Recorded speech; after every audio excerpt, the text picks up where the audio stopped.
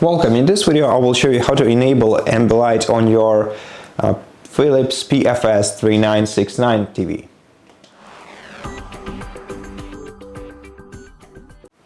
To enable Ambilight, from the home screen of your TV, navigate to the gear icon in the top right corner of the screen to open settings. Here in settings we're gonna have to select Ambilight tab, and in Ambilight tab go to Ambilight style. Now change it from off to basically any other style, for example the standard one, which will enable standard Ambilight for your TV, and then just leave this menu or just press the home button on your remote control, and this way you will enable Ambilight on your TV. So thank you so much for watching this video. If you liked it, please consider subscribing to our channel, leave us a like in the comment below, and I'll see you in the next one.